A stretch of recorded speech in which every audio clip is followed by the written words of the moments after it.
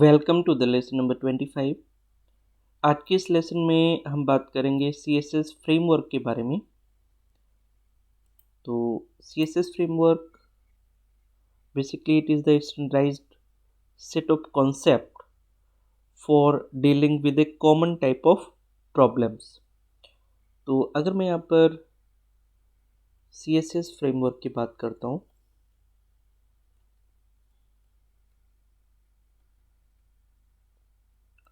CSS framework, तो it is a standardized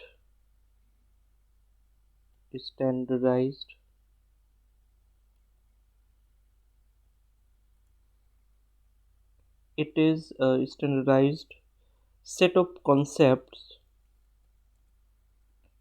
set of concepts for dealing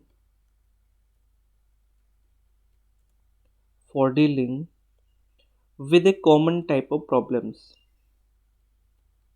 with a common type of problem, right?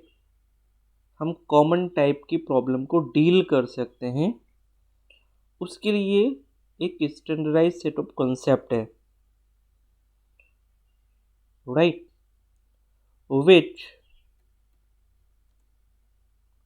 which can be used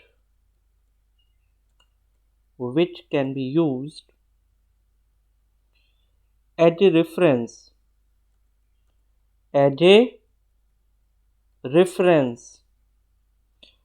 to help us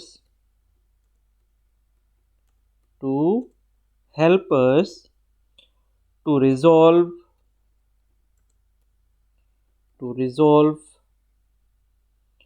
new problems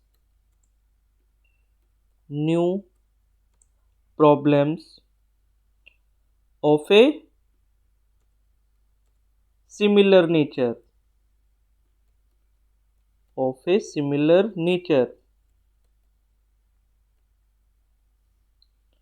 right? तो अगर CSS framework की बात करते हैं तो CSS framework basically common type की problem को deal करने के लिए एक स्टैंडर्डाइज्ड सेट है, ठीक है, जिससे हम सिमिलर नेचर की प्रॉब्लम्स को सॉल्व कर सकते हैं, राइट? तो अगर मैं इसकी बात करता हूँ, नाउ CSS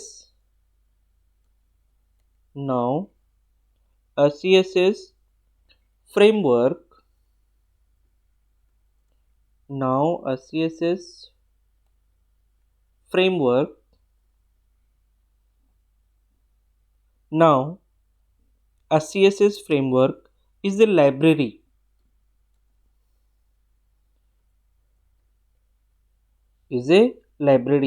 आजकल हम CSS फ्रेमवर्क को एक लाइब्रेरी के तौर पर जानते हैं।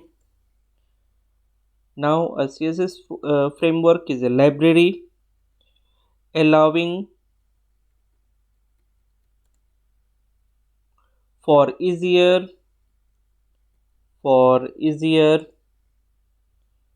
more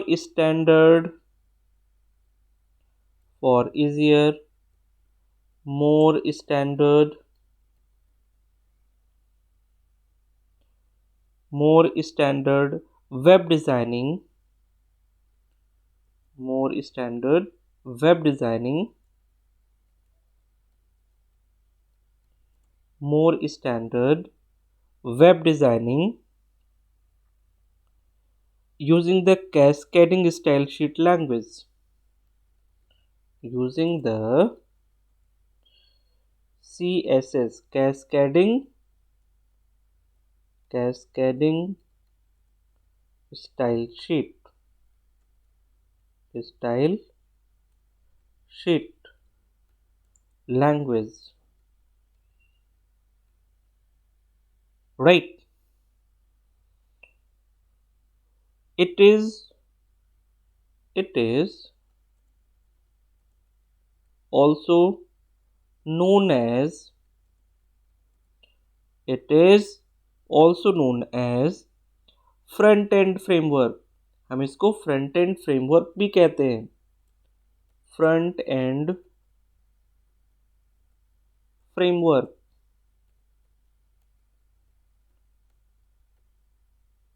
right, it is also known as front end framework. The front end framework the front end framework the front end framework entail the front end framework entail the front end framework entail a package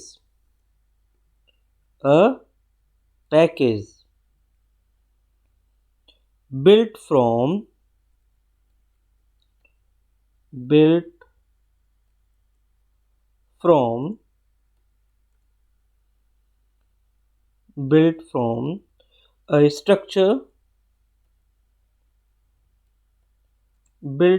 a structure of folders. Right, built from a structure of folders and files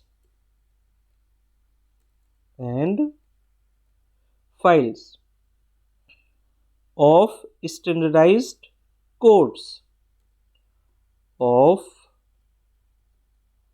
standardized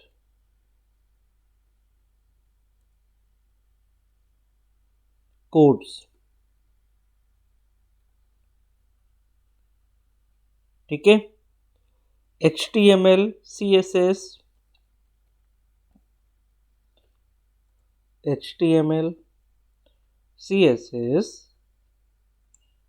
and JavaScript, JS, documents are examples of files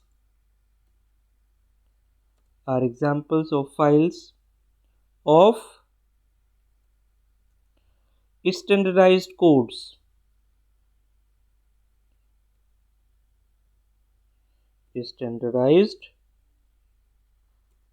codes right. तो अगर मैं CSS framework की बात करता हूँ तो basically ये एक तरीके का पैकेज होता है जो कि सिमिलर प्रॉब्लम्स को सॉल्व करने के लिए यूज़ किया जाता है।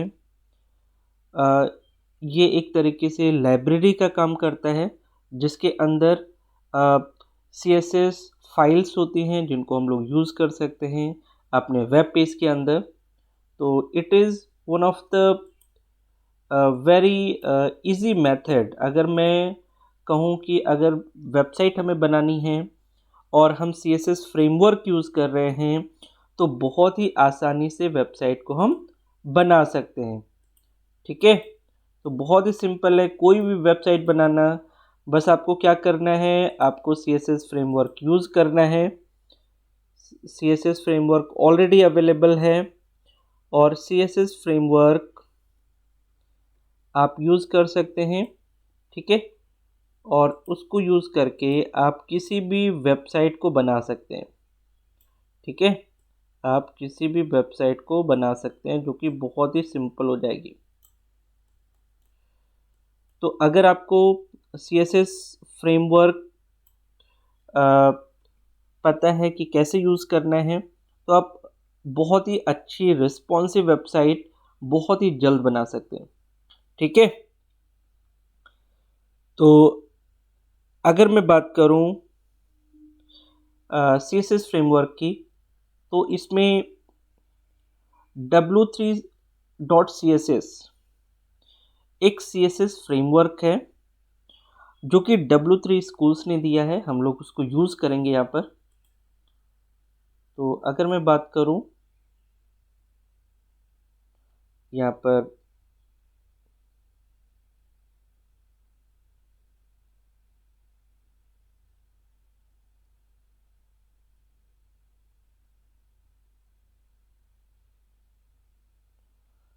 पर हम लोग बात करते हैं W3 CSS के बारे में। तो हमारे पास W3.CSS एक CSS फ्रेमवर्क है, is a CSS framework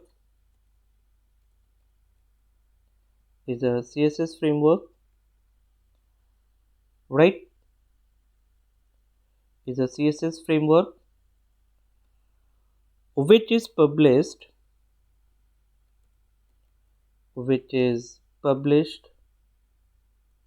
by W3 school.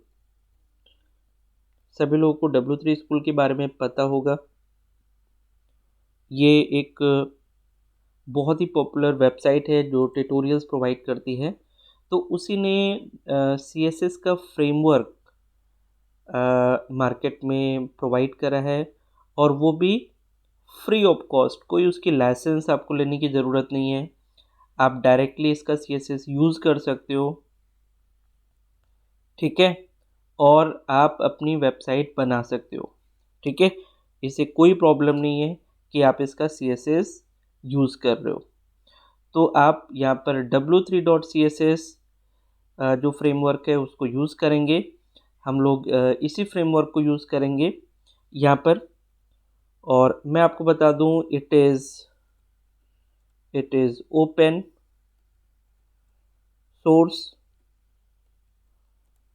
Open source, modern framework,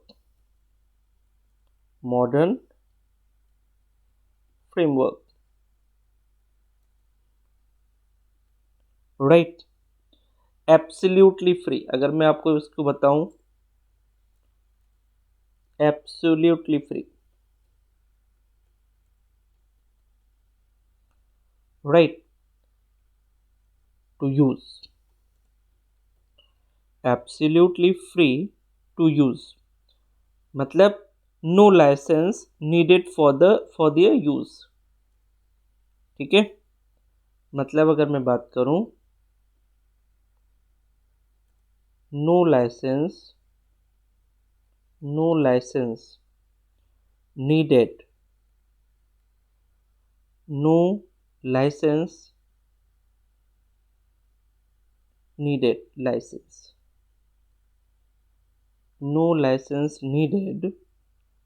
for their use. हमें उन्हें यूज करने के लिए किसी भी तरीके के लाइसेंस की जरूरत नहीं है। It is used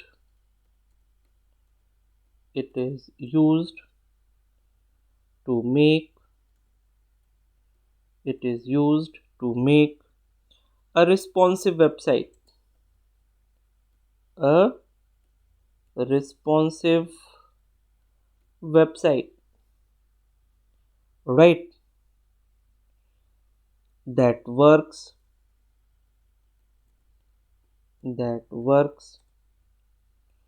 across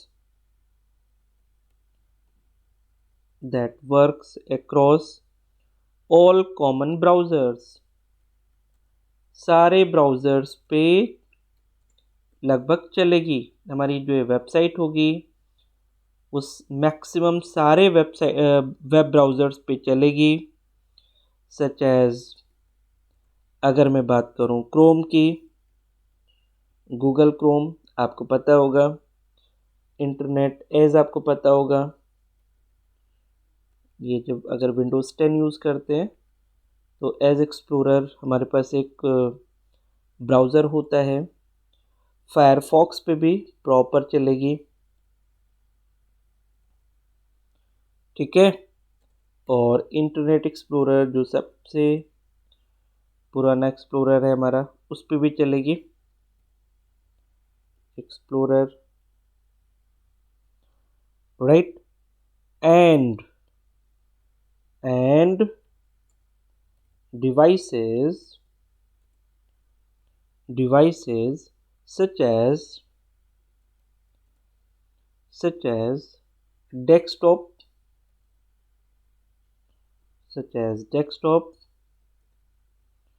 tablets,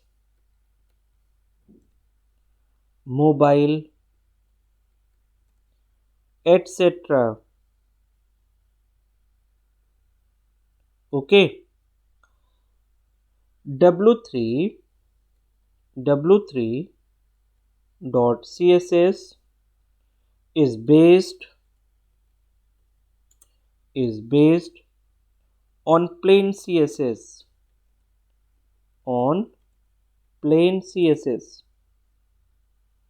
which makes it extremely fast,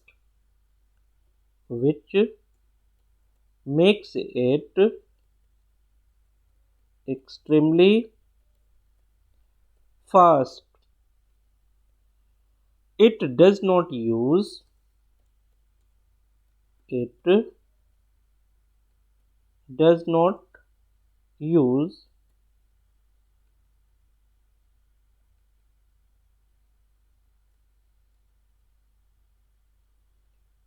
it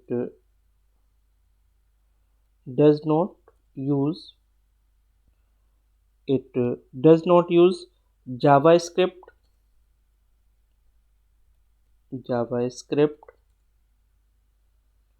or jQuery. ठीक है, which saves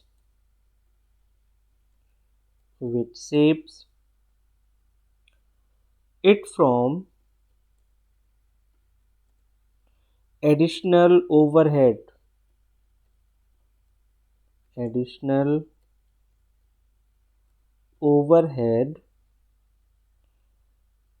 which slows a website. Additional overhead which slows a website.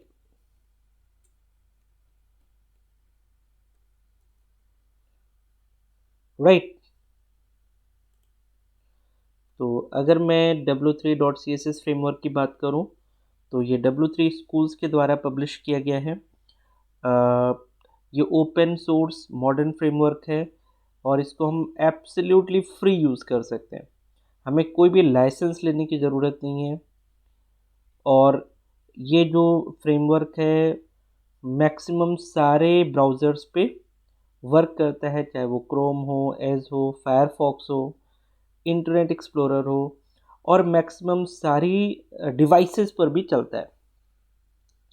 ठीक है, ये एक्सट्रीमली फास्ट है क्योंकि ये प्लेन CSS पर बेस्ड है। राइट। और इसमें हम लोग जावास्क्रिप्ट और jQuery यूज़ नहीं कर रहे हैं। ठीक है, और इसीलिए वेबसाइट को स्लो नहीं होने देता।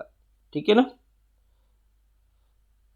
अभी आगे के लेसन्स में हम लोग जावास्क्रिप्ट भी पढ़ेंगे, what exactly the JavaScript is, तो उसके बारे में हम लोग देखेंगे। तो अगर मैं w3.css की बात करूं तो basically it is small and simple to learn. Right. और इसके एडवांटेज की अगर मैं बात करूं, जैसे some of the advantage, some of the advantages of using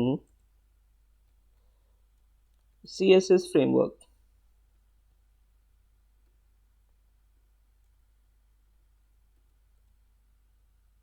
ठीक है, तो अगर मैं पहला एडवांटेज यहाँ पर डिस्कस करूँ तो it is easier to learn, बहुत ही आसान है याद करना, समझना। It is easier to learn understand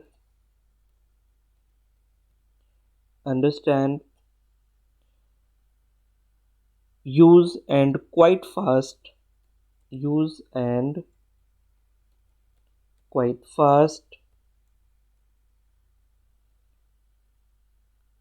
for mobile application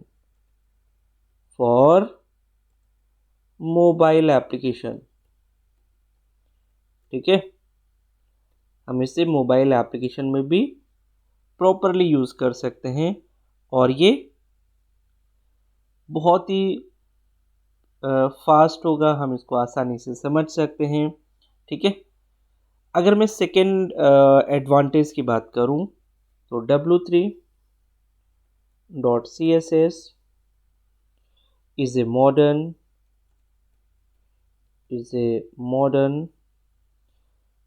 CSS framework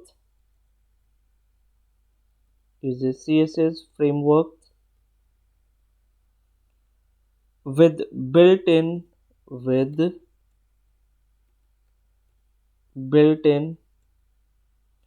responsiveness,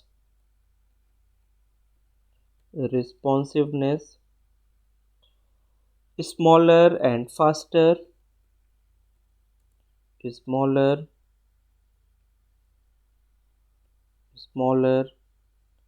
and faster than other framework.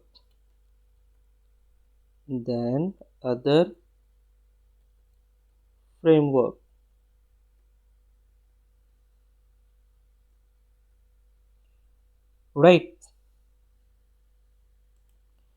तो अगर W3.CSS की बात करें तो ये बेसिकली मॉडर्न CSS फ्रेमवर्क होता है जो रिस्पॉन्सिवनेस के साथ में बना हुआ है और बहुत ही स्मॉलर है, ठीक है ना, और बहुत ही फास्टर है। तो इसलिए one of the best framework अगर मैं बात करूं वेबसाइट के लिए। इसी तरीके से थर्ड एडवांटेज की अगर मैं यहाँ पर बात करता हूं तो it helps in creating faster, beautiful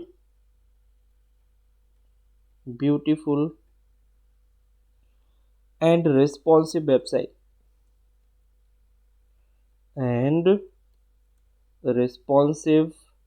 website right. हम इसको यूज़ करके फास्टर, ब्यूटीफुल और बहुत ही रिस्पॉन्सिव वेबसाइट बना सकते हैं। ठीक है। नेक्स्ट अगर एडवांटेज की बात करता हूं तो इट स्पीड्स अप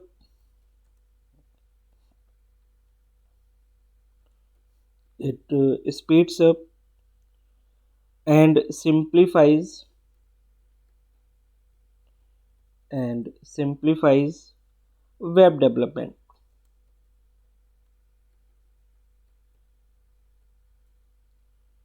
राइट। ये क्या करता है, स्पीड्स अप मतलब फास्ट कर देता है और बहुत ही सिंपल कर देता है पूरे वेब डेवलपमेंट प्रोसेस को। ये बहुत ही सिंपल कर देता है। ठीक है। ग्रेटर कंसिस्टेंसी इन डिज़ाइन अगर मैं इसकी बात करूं तो it has greater consistency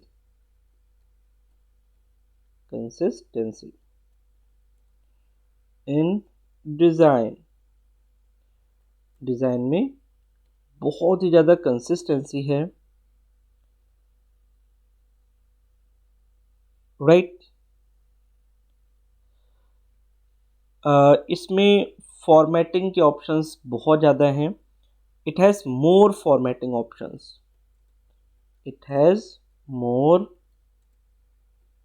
formatting options okay. और जो सबसे अच्छी बात है, it has light weight code.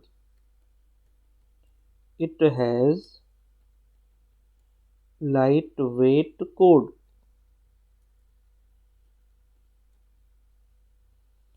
ठीक है। It is faster download times, it has faster download times. ठीक है। Search engine optimisation benefits, it has search engine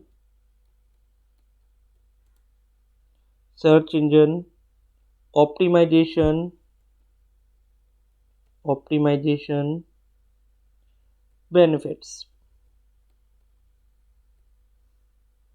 okay. इसका लास्ट एडवांटेज अगर मैं बात करूं तो it has ease of presenting different styles, it has ease of presenting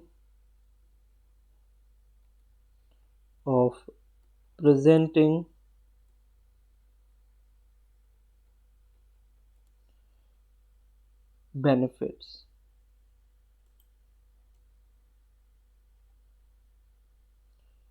ठीक है।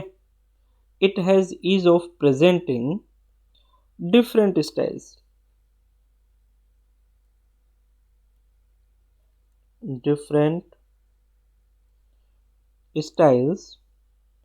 to different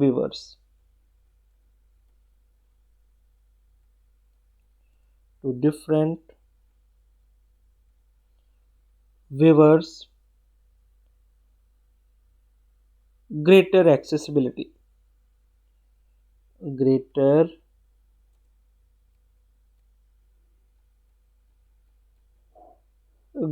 accessibility। ठीक है। तो हम बहुत ही आसानी से प्रेजेंट कर सकते हैं डिफरेंट स्टाइल्स को डिफरेंट व्यूवर्स के लिए और आसानी से वो उसको एक्सेस कर सकते हैं। ठीक है। तो ये सारे एडवांटेजेस हैं अगर मैं बात करूं CSS फ्रेमवर्क की। अब हम लोग देखते हैं कि कैसे हम लोग CSS फ्रेमवर्क को अपने फाइल में यूज़ कर सकते हैं, क्या क्या तरीका हो सकता है उसको यूज़ करने का। ठीक है। तो अगर मैं बात करूं website development using W3 CSS framework की। ठीक है। तो इसमें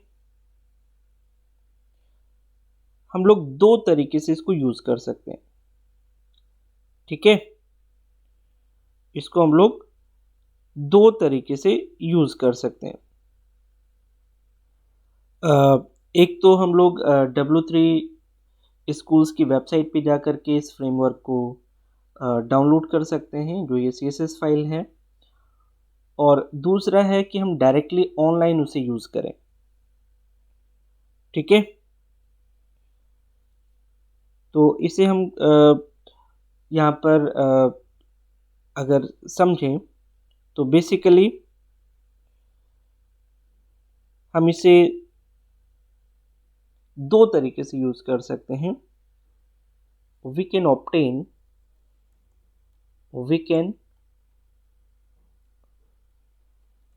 obtain w3.css by following two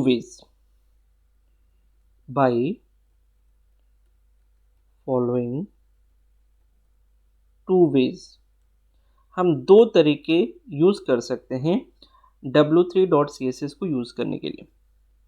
ठीक है ना। पहला तरीका क्या हो सकता है? पहला तरीका है by local installation,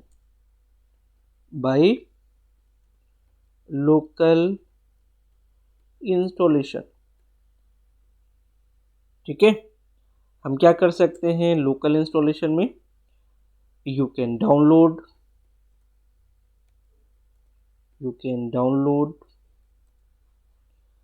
the W3.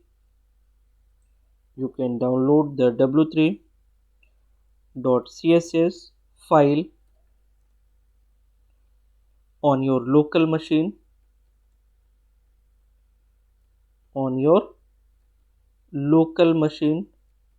आप अपने कंप्यूटर सिस्टम में इसे डाउनलोड कर सकते हैं लोकल सिस्टम पे, and include it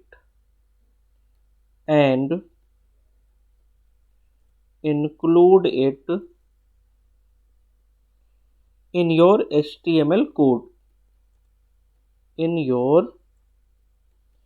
HTML code, ठीक है। तो आप क्या कर सकते हैं, आप इसे अपने लोकल कंप्यूटर सिस्टम में डाउनलोड कर सकते हैं और फिर इसे आप HTML कोड के अंदर इंक्लूड कर सकते हैं, ठीक है। आपको वेबसाइट पे जाना होगा, ठीक है, डाउनलोड करने के लिए। तो go to on this website, आपको टाइप करना होगा www.w3schools.com/w3css underscore downloads.asp। ये लिंक का एड्रेस है, यहाँ से आप इसको डाउनलोड कर सकते हैं, ठीक है। तो ये वेबसाइट है आपकी, जिससे आप डाउनलोड करके w3.css की जो फाइल है वो अपने कंप्यूटर सिस्टम में रख सकते हैं, ठीक है। तो अगर आप इसको डाउनलोड करते हैं तो आपको कैसे यूज़ करना होगा, आपको बस अपने HTML कोड पे जाना होगा। सपोज अगर आप इसे डाउनलोड कर लेते हैं तो उसके बाद में आपको बस अपने हेड टैग के अंदर ये लिखना है, आपको लिखना पड़ेगा meta name equal to viewport, ठीक है। यहाँ पे कर दीजिए कंटेंट इक्वल टू विथ, ठीक है ना, content equal to width equal to device width equal to device with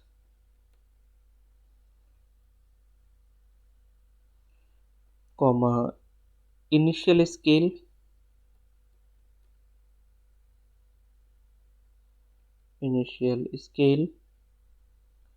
और इसको कर दीजिए 1, ठीक है। फिर आपको यहाँ पर देना है लिंक और देना है rel equal to style sheet, ठीक है।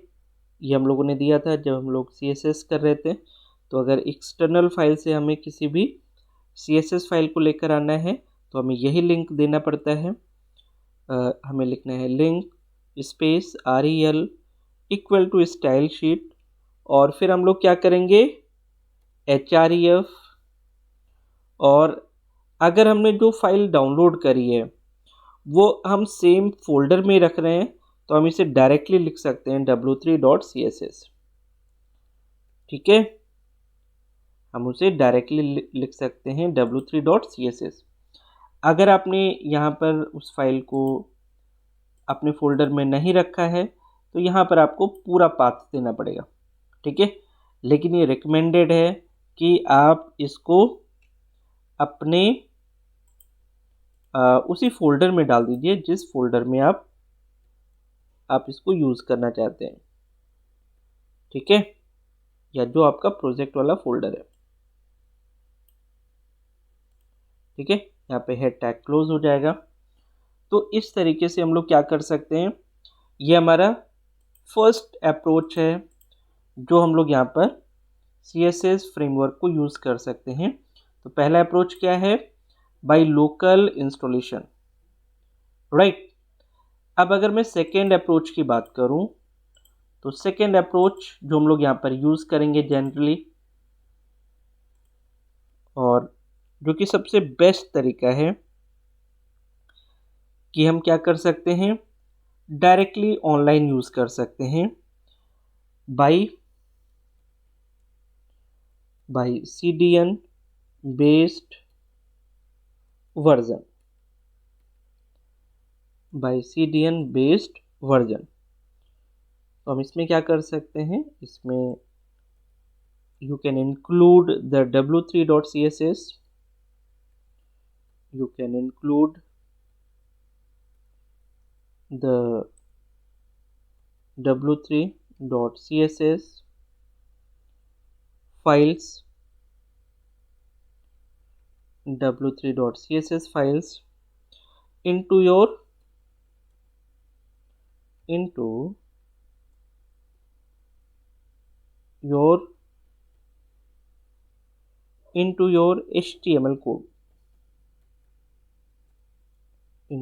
HTML code,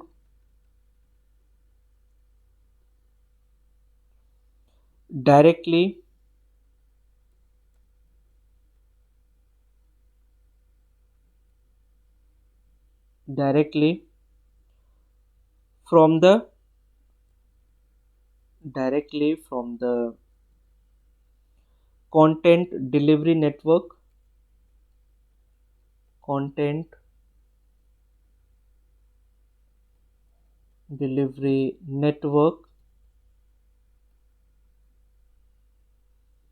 जिसको हम लोग यहाँ पर CDN बोलेंगे। It is totally free,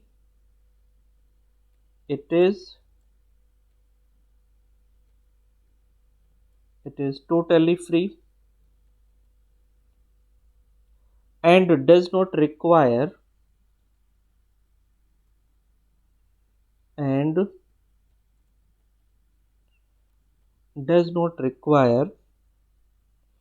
any license to use it,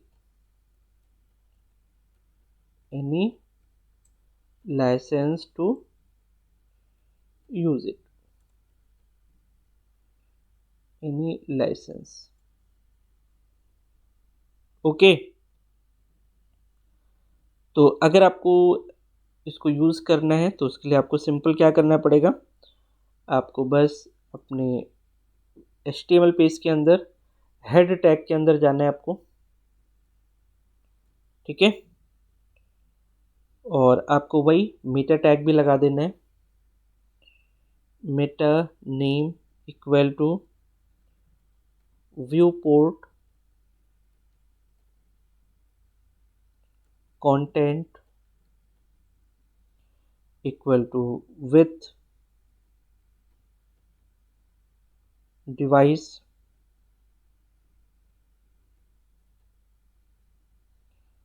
with और initial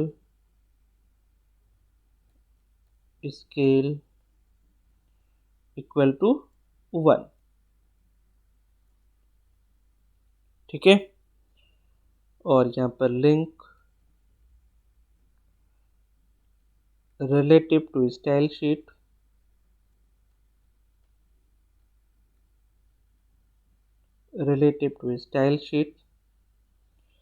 href, और आपको यहाँ पर क्या करना है, आपको कंप्लीट बस पाथ दे देना है। तो कंप्लीट पाथ क्या है, https:// आपको लिखना है www.w3schools.com/w3 CSS/4। 4 का मतलब क्या है, ये 4 वर्जन से रिलेटेड है जो कि लेटेस्ट वर्जन है, और w3.css। ठीक है, और यहाँ पर आप अल्टीमेटली हेड को क्लोज कर देंगे। तो इस तरीके से हम लोग क्या कर सकते हैं, ये सेकेंड अप्रोच फॉलो कर सकते हैं। और सेकेंड अप्रोच फॉलो करना बहुत ही सिंपल है और बहुत ही ज़्यादा बेस्ट सॉल्यूशन भी है। ठीक है, तो हम लोग यहाँ पर देखेंगे सेकेंड अप्रोच को ही देखेंगे, क्योंकि हमें इसमें कुछ भी नहीं करना है, बट डायरेक्टली इस वेब एड्रेस पे जाना है और यहाँ से हम जो CSS फ्रेमवर्क है उसको यूज़ कर सकते हैं। राइट, तो आज के इस लेसन में हम लोग इतना ही रखेंगे।